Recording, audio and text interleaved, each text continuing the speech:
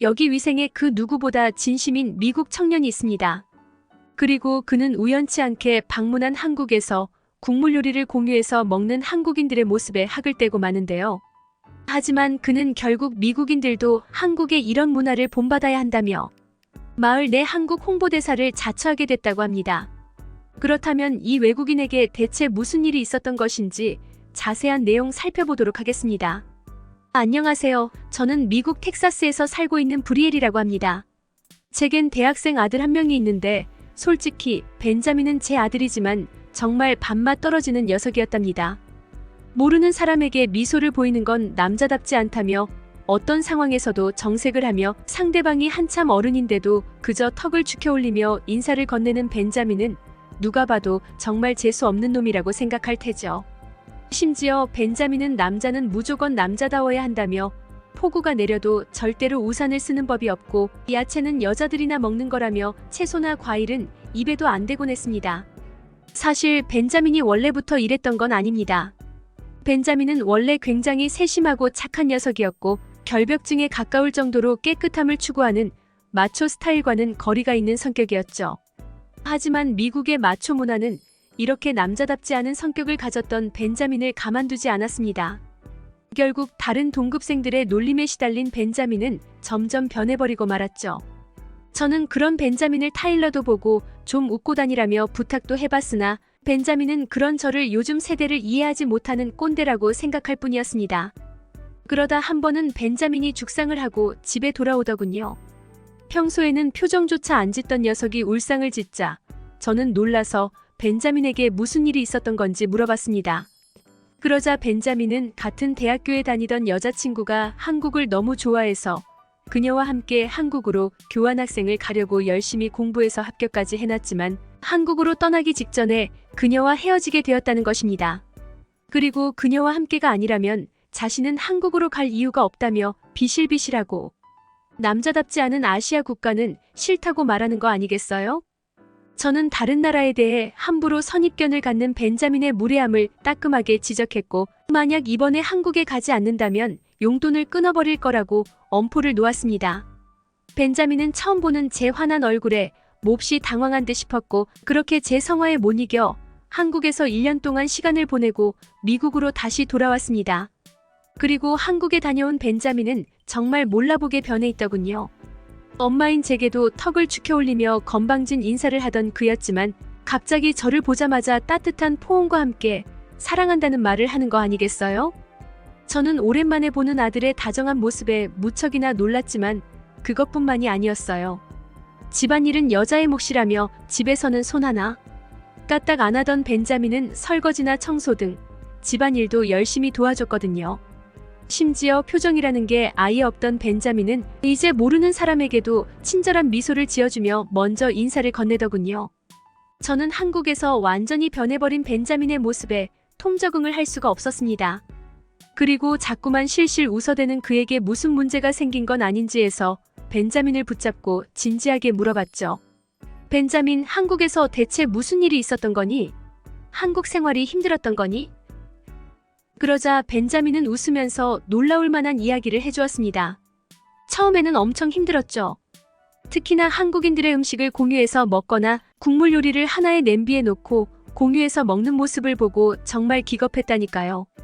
그리고 그들은 남자답지 않게 청결에도 너무 많은 신경을 쓰더군요. 충분히 이해가 갔습니다. 미국에서는 아무리 함께 음식점에 가도 남이 주문한 음식을 건들지 않으며 다른 사람의 숟가락이 한번 들어간 국물 요리를 절대로 손대지 않는 문화를 가졌거든요. 특히나 벤자민은 꽤나 예민한 성격을 가졌으니 이런 부분에 대해 훨씬 민감했겠죠. 저는 벤자민이 한국에서 적응하는 것에 대해 어려움을 느꼈고 결국 정신이 이상해져 버렸을 수도 있겠다는 생각을 했습니다. 그러나 벤자민은 이야기를 계속 이어나갔는데요. 엄마도 아시다시피 저는 위생에 꽤나 민감하잖아요. 그래서 저는 비위생적인 한국인들과는 어울리지 않기로 했어요.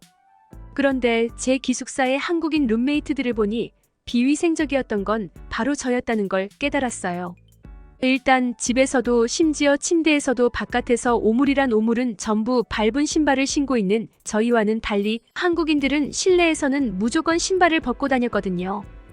심지어 한국인들은 칫솔과 치약을 항상 휴대하며 뭔가를 먹으면 곧바로 이를 닦았는데요.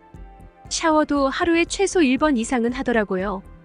저는 하루에 한 번 양치를 하고 샤워도 23일에 한 번 하는데도 미국에 있는 친구들에게 너무 깨끗하게 산다며 남자답지 못하다는 소리를 들었거든요. 그런데 한국인들은 저보다도 훨씬 깨끗하게 살고 있었고 그들의 입장에서는 제가 더러울 만도 할 텐데 늘 다양성을 존중한다고 말하며 이런 저를 이해해 주더라고요. 벤자민의 말이 맞았습니다. 생각해보니 제가 만난 한국인들은 항상 깨끗한 옷을 입고 있었고 그들의 몸에서는 늘 좋은 향기가 났거든요. 심지어 말을 할 때도 고약한 입냄새가 아닌 산뜻한 치약 냄새가 났는데 알고 보니 그건 한국인들이 굉장히 부지런하고 깔끔한 사람들이었기 때문이었습니다. 어쨌든 벤자민은 말을 이어나갔는데요. 저는 점점 한국인들에 대한 오해가 풀리기 시작했고 가만 보니 한국인들은 음식을 공유할 때 입대지 않은 쪽을 공유하고 냄비 하나에 담긴 국물을 공유할 때도 마구잡이로 숟가락을 넣어대는 게 아닌 새 숟가락으로 맛만 보고 더러운 숟가락은 넣지 않더라고요. 한국인들은 그들 나름대로의 위생적인 문화를 유지하고 있던 거였어요. 이뿐만이 아니에요.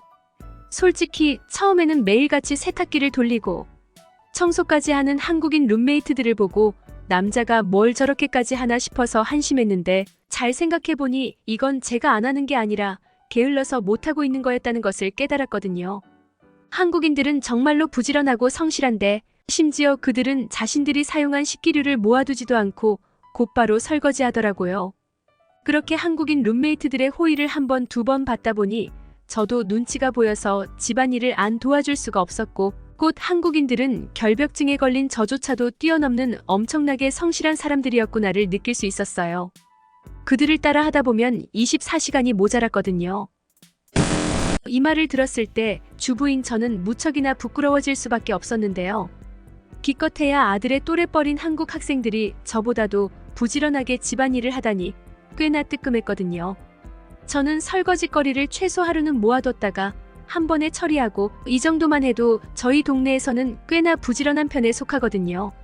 그리고 벤자민은 한국인들 덕분에 10년을 넘게 알아온 불치병까지 고칠 수 있었다는 충격적인 이야기까지 해주었는데요. 제가 말하지 않아서 모르시겠지만 저는 매일 고기와 튀김, 음식만 먹어대서 역류성 식도염에 만성 소화불량까지 앓고 있었어요. 하지만 감한 척하려고 애써 멀쩡한 척 해왔죠. 그런데 한국에서는 남자들도 채소와 과일을 잘 먹길래 저도 도전해본 결과 이러한 난치병들을 전부 고칠 수 있었어요. 저는 한국 덕분에 새 삶을 얻은 거죠.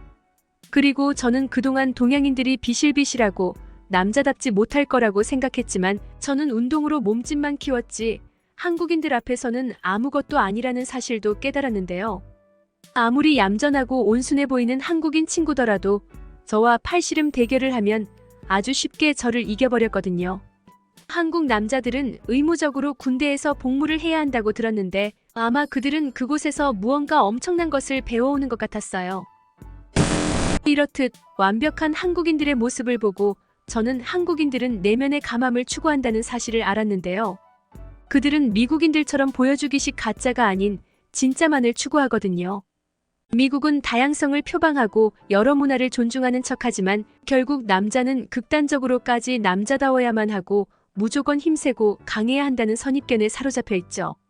하지만 한국은 겉보기에는 보수적인 것처럼 보이지만 다양성을 그 누구보다 존중하는 나라예요. 그들은 한국 입국 초기에 마초 문화에 찌들어서 매번 정색을 하고 인사도 잘 안 받아주던 저조차도 인정해주고 따뜻하게 품어줬거든요. 한국인들에게 내면의 강함에 대해 배운 저는 한국인들이 항상 따뜻한 미소를 보여주고 남을 잘 포용해주는 이유는 말 그대로 그들의 내면이 단단하기 때문인 것을 알게 되었어요. 그리고 그 후부터는 애써 강해 보이려고 노력하지 않고 늘 웃고 다니는 거죠.